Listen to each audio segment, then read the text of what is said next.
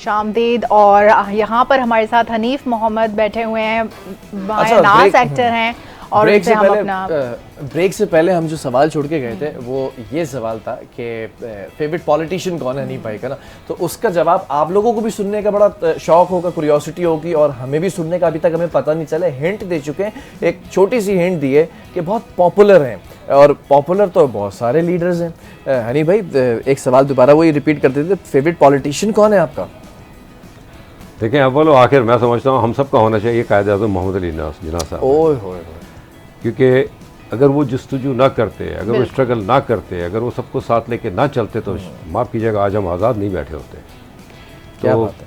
उनके जितने भी फॉलोअर्स हैं they all are our favourites. अच्छा, इस पूरी कौम को कायद-ए-आज़म पसंद है, लेकिन वो जेब में ना, वो जो जेब में रखते हैं नहीं, वो तो एक अलग सी बात होगी। लेकिन इसके अलावा भी नो डाउट, आई मीन देखिए सबको पता है उन्होंने बड़ी मेहनत की है, बड़ी कुर्बानियाँ दी हैं। अनडाउटेडली इस मुल्क को हासिल करने में जितनी कुर्बानियाँ दी गई हैं वो रायगा तो नहीं जाएंगी ना। जो उनका विजन था और जो उनके अक़वाल हैं वो अभी तक के लोग फॉलो कर रहे हैं, और उन जैसा पॉलिटिशियन शायद अब आ भी नहीं सकता। क्यों ऐसा है कि पहले ही के लोगों में इतना डिटर्मिनेशन था, इतना ज़्यादा वो फोकस थे अपने काम पर कि उन्होंने पाकिस्तान की बुनियाद रख दी, और अब देखें माशाल्लाह हम वही फ्रूट्स खा रहे हैं जो उन्होंने लगाए थे।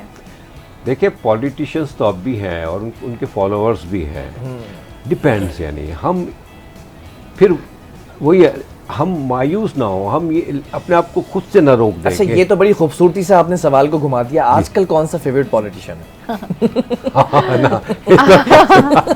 मेरे ख्याल में नाम लेना भी हराम है। नहीं खैर ये वही है जिनका नाम लेने में पाबंदी है। अच्छा, वेरी सिंपल सर। वैसे मैं आपको एक बात बता दूं, में वो कायदे-आज़म का ही एक दूसरा एक बात मैं यहाँ मेंशन करना चाहूँगा विद ड्यू रिस्पेक्ट, माफ करना। जी जरूर। देखिए कुछ भी है जो है वो है, जितना भी आप डिनाई कर लें उनको। लेकिन मैं जरदारी साहब का, आसिफ अली जरदारी साहब का मैं बहुत बड़ा फैन बन गया। कैसे? रीजन बिहाइंड या ये हुआ कैसे और क्यों हुआ। एक when he was in the first tenure he was the president, तो उनका एक इंटरव्यू हो रहा था। He was in Islamabad and international media was in Mumbai. अब आप देखें, आप although he is not this much educated, लेकिन the way he handled international media को हैंडल करना आप क्या समझते हैं? बिल्कुल इत्तेफाक से, मतलब वो पता नहीं चैलेंज चला रहा था, वो आ गया सामने, तो अच्छा मैंने बड़े सुकून से देखा the way he was answering the questions. ये है पॉलिटिक्स। सही बात है। पॉलिटिक्स इतनी आसान चीज नहीं है कि आप भी कर ले मैं भी कर लूं, या मतलब हम दो नारे लगा दें, या मतलब मजा जब आता है, जब वक्त आता है, वक्त पे आदमी सही खड़ा हो। जैसे आजकल हमारी जो गवर्नमेंट है वो इंटरनेशनल कम्युनिटी के साथ खड़ी हुई है, और जिस तरह से पाकिस्तान का मुकदमा अब लड़ रहे हैं भारत के अगेंस्ट, ये भी देखकर बड़ी खुशी हुई। ऑफ कोर्स आई मीन देखिए हमें मुल्क चाहिए सुकून के साथ, प्यार के साथ, और सबका रोजगार हो। क्या खूबसूरत बात। वेरी सिंपल भाई, हर आदमी तो वज़ीर-ए-आज़म बन नहीं सकता ना, तो बनेगा तो एक ही, हम में से कोई बनेगा। ऑफ कोर्स आई मीन इंशाल्लाह अब आप लोगों में से बनेंगे। ओए होए, अब तो आपकी बारी है सर। सोचें व्यूअर्स, सोचें अफशीन को बना दिया जाए इस्लामी जमहूरिया पाकिस्तान का की वज़ीर आज़म, मोहतरमा के बाद वज़ीर। तो अफशीन, अगर आपको वज़ीर आज़म बना दिया जाए और आपको उस कुर्सी पर बिठा दिया जाए, सबसे पहली चीज़ आप क्या करेंगे?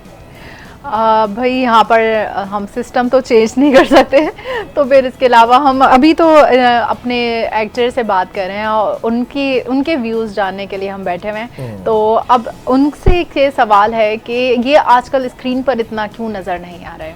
क्या वजह है कि इतने अरसे से, जो 3 दहाइयों से इन्होंने काम किया है, तो अब क्यों काम इनका इतना नज़र नहीं अभी भी रिसेंटली ए दिल है माशाल्लाह से ऑन एयर है। हाँ, लेकिन कुछ कम कर दिया है बिलाल। ऐसा है कि कुछ चीज़ें ऐसी हो जाती हैं हमारी इंडस्ट्री में, ऐसा होना नहीं चाहिए, वैसे मैं समझता हूँ।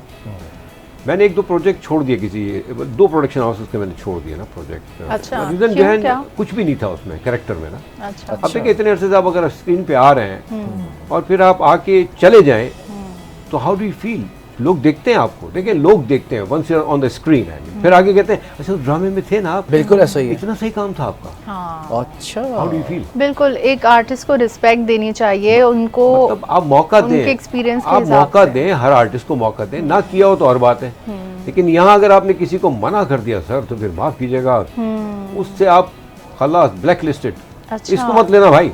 अच्छा। बड़े नखरे बढ़ गए। ये भी होता है? यस सर, ऐसा ही होता है। कभी ऐसा होता है कि किसी अनाउंस करें जब आपके यार मैं फला एक्टर के साथ प्रोजेक्ट करूँ, तो कभी दूसरे एक्टर्स की कॉल आती है इसके साथ नहीं करना, ये ऐसा है ये वैसा है, ऐसा करते हैं कभी? देखिए हमारे यहाँ मुनाफिकत तो बहुत है, लेग पुलिंग है। आपको मना करेंगे, जाके बैठे होंगे पहले वहाँ आपसे, ये तो होता है। इसलिए you have to be very careful.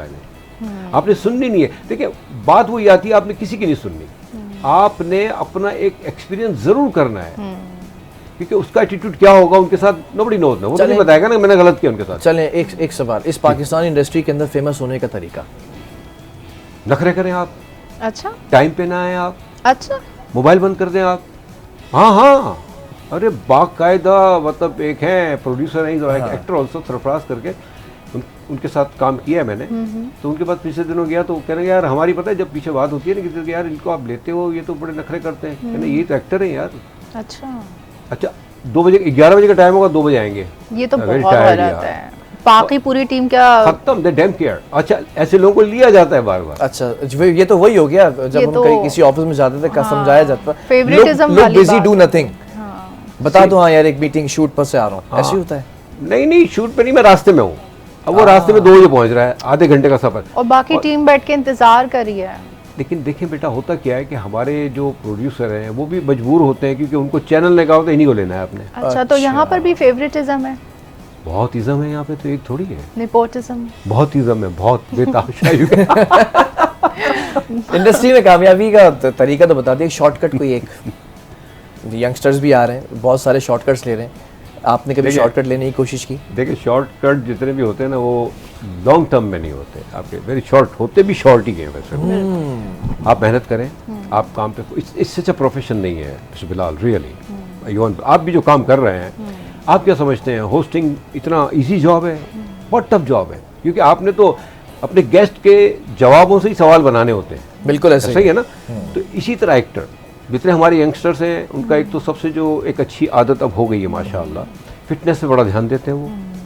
नहीं फिट तो माशाल्लाह आप भी, हम आपसे इंस्पिरेशन लेते हैं कि इस उम्र में भी है और जाके माशाल्लाह से you look very very fit माशाल्लाह। एक तो आपकी पर्सनालिटी भी अच्छी है सर, दूसरा ये कि आपकी आवाज़ बहुत अच्छी है और आपके अल्फाज का चुनाव, नपे तुले जवाब। तो आपने कभी क्या रेडियो पे भी काम किया है, as a voice over artist भी काम किया है? मतलब आपने अपनी आवाज़ से क्या फ़न के जादू जगाए हैं?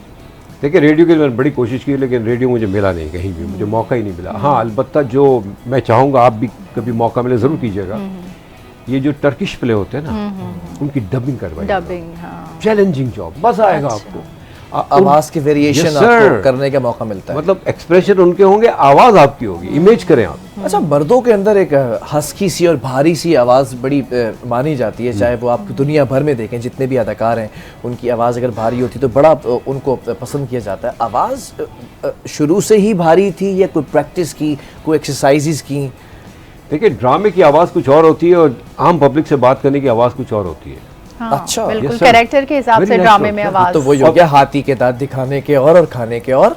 हाँ मतलब ये सही कह रहे हैं। मतलब आपकी कैरेक्टर की नौयत के हिसाब से आपको वो आवाज जैसे आपको कैरेक्टर मिलेगा ना, आपको भी मिलेगा, तो आप उसको पढ़ना शुरू करेंगे ना। हाँ, जाहिर है विलन है तो हार्श है। और फिर वैसे अगर मुझे यकीन है कि अगर आप एफएम का मौका मिलता आपको तो आप बड़ा अच्छा एफएम करते। नहीं अभी भी मैं कर सकता हूँ, ऐसा मुझे मौका मिला तो आई डू इट इंशाल्लाह। अच्छा हमने बहुत एफएम किया है तो बहुत सारी चीजें उसमें जो है की हैं, तो मुझे ये फील आ रहा है और मुझे वो दौर याद आ गया एफएम का कि हम जब स्टार्ट किया करते थे और फिर उसके बाद हम बड़ा अच्छा से गेस्ट को इंट्रोड्यूस कराते, फिर गेस्ट हमसे अच्छा निकलता था। हाँ, भाई हमें अपनी नौकरी का खतरा लग जाता था, हमें अपनी नौकरी मसले में शुरू नजर आने लगती थी। आप जैसे लोगों को ये नहीं सोचना चाहिए। हाँ नहीं ऐसी सोच नहीं, बिल्कुल ये तो अच्छी बात है। बल्कि हमारे गेस्ट ही अगर शो को लेके इतना चार चांद लगा दे तो हमारे काम और आसान हो जाता है कि हम सवाल उतने कम करें और ज़्यादातर वो गेस्ट ही शो लेके चलें। देखिए सारा डिपेंड करता है, जो भी प्रोग्राम होता है, जो भी ड्रामा होता है, जो भी इवेंट होता है, वो सारा टीम वर्क होता है। बिल्कुल, ये बहुत अच्छी बोलने वाले बंदे होंगे ना तो मज़ा आएगा। क्योंकि मैं खुद भी होस्टिंग करता हूँ तो मुझे पता है कि उसमें मज़ा जब आता है जब सामने वाला भी इतना स्ट्रांग हो ना आपके उसके लिहाज से, तो ये तो डिपेंड करता है। तो माशाल्लाह आप लोगों को किसी चीज़ भाई पुरजोर फरमाइश आई है नहीं भाई हमारे सोशल मीडिया के ऊपर, जो लोग आपको इस वक्त अक्रॉस द बॉर्डर और दुनिया भर में से देख रहे हैं, तो वहाँ से एक खातून है जिन्होंने आपके लिए कहा है कि कोई एक अच्छा सा डायलॉग पंचिंग लाइन आप डिलीवरी करके दिखाएं। और बड़ा पसंद करती हैं आपको, तो स्पेशली रिक्वेस्ट की है आपसे कि कोई ऐसा डायलॉग जो आपको बड़ा मशहूर डायलॉग हो या आपको बड़ा याद हो अच्छा, वो डिलीवरी करके आपने यहाँ पे बताना है। सर ये तो बहुत मुश्किल बात हो गई है। कोई एक हो जाए चले, आप कैरेक्टर में ले लें, मैं आपका बेटा हूँ भाई और मैं नालायक औलाद हूँ और भाग के शादी कर ली है, अब आप कैसे डांटेंगे मुझे? इत्तेफाक से जिस पर्सनैलिटी में आप बैठे हुए हैं मुझे नालायक भी नहीं लगे और हल्ला ना करे हो आप, और भाग के शादी नहीं कर सकते आप। वैसे अच्छा किसी का इरादा हो भाग के शादी करने का ना, तो ये बड़ा कॉस्ट मैनेजमेंट वाली चीज है। आप भी भागे, गेस्ट भी भागे, मौलवी साहब भी भागे, सारे भागे। ये हमारे हिंदुस्तान की फिल्मों में बहुत दिखाया है ऐसी चीजें जो है ना। देखिए पता है क्या है, ड्रामा जो है ना उस वक्त एक पूरा माहौल बना होता है। अब हम उस लेवल के तो नहीं है, बाद लोग तो बड़े माशाल्लाह होते हैं, फिर भी ऑन द स्पॉट आपको बहुत कुछ करके दिखा देंगे, उस लेवल का तो मैं नहीं हूँ खैर। तो इसलिए मैं कोई ऐसा डायलॉग, ना ही मुझे कोई ऐसा डायलॉग याद है भी नहीं। आई एम सॉरी टू से, ना काम किया है, लेकिन अब वो मुझे अगर पहले आप कह देते ना तो मैं कुछ याद करके आ जाता। तो मुझे तो आप कैसा सवाल है, उनका मैं शुक्रगुजार हूँ जिन्होंने कहा। लेकिन आपको बहुत पसंद किया जाता है और आपको बहुत सराहा जाता है, और बहुत बहुत शुक्रिया कि आप आज यहाँ पर तशरीफ लेकर आए, और साथ साथ जो व्यूवर्स हैं उनको बड़ा मजा आया, फीडबैक हमें आना शुरू हो जाता है, और कोशिश ये करेंगे कि आप आते रहें। बिल्कुल। देखें पता क्या है, अगर किसी को भी कोई भी बुलाता है ना तो ये बुलाने वाला और जो आने वाला है उसके लिए ऑनर होता है, क्योंकि देखें स्क्रीन पे होंगे ना तो नज़र आएगा लोगों को, और हम लोगों को क्योंकि मीडियम से हम ताल्लुक़ रखते हैं, तो अगर हम स्क्रीन पे नहीं होंगे तो फिर बिल्कुल आप समझ सकते हैं। और उम्मीद करते हैं कि अफशीन ने भी ख्वाहिश का इजहार किया है अदाकारी की तरफ, तो बहुत जल्द हनीफ भाई के साथ ही कोई किसी प्ले के अंदर आप देखें और कोई ज़बरदस्त सा रोल हो और दोनों का एक अच्छा एक केमिस्ट्री भी हो। बिल्कुल, मैं हनीफ साहब को दोबारा से देखना चाहूँगी स्क्रीन पर, और बहुत जल्द आप उनको बहुत अच्छे ड्रामा सीरियल में देख सकेंगे। बहरहाल इसी तरह वाइंड अप की तरफ जाएं, लेकिन एक और अच्छी गुड न्यूज़ है इस्लामाबाद पुलिस के हवाले से, और इस्लामाबाद पुलिस को बड़ा जो है आवाम की तरफ से क्रिटिसाइज़ किया गया पिछले दिनों और बड़ा लानतान की गई, लेकिन जो सेंचुरस मॉल है वहाँ से एक बच्चा अगवा हुआ था, तो उस बच्चे को टीम ने बाजियाब करा लिया है, और टीम के अंदर एसएसपी ऑपरेशंस शुएब खान और एसएसपी सीटीडी हमजा हुमायूं ये टीम को लीड कर रहे थे, जबकि एसडीपीओ मारगला मोहम्मद खान और मारगला थाने की तफ्तीशी टीम भी उसमें शामिल थी, जिसने बच्चे को बाजियाब कराया है। एक इन्वेस्टिगेशन पूरी टीम होती है, इन्वेस्टिगेट किया जाता है इस मामले को, जबकि शहरियों की जानिब से बड़े गिले शिकवे तो चलते रहते हैं इस्लामाबाद पुलिस के साथ। कभी धरना होता है, रेड जोन एरिया, वहाँ पे धरना करने की इजाज़त नहीं है, इसलिए वो भी मजबूर होते हैं, लेकिन जो बच्चे रोज़ाना की बुनियाद पर हज़ारों बच्चे मुल्क भर से ये अगवा हो रहे हैं, और वापस जो है वो बहुत कम ही बच्चे बाजियाब हो पाते हैं। इसको जब ये देखा, बच्चे को बाजियाब करा के लेकर आए, तो वालिदैन जो है वो उनकी आंखें नम हो गई और ज़ारो कतार रोने लगे, और इस्लामाबाद पुलिस का शुक्रिया भी अदा किया। तो हेड्स ऑफ और सैल्यूट टू इस्लामाबाद पुलिस, और इनकी जो एक सक्सेस है इसको मैं समझता हूँ कि अप्रिशिएट करना चाहिए। दिल से ही पूछो कि उसका जब खोया हुआ बेटा उसको वापस मिल रहा है तो उसके क्या जज्बात हैं, और वो कितना ज़्यादा वो शुक्रगुजार है पुलिस की।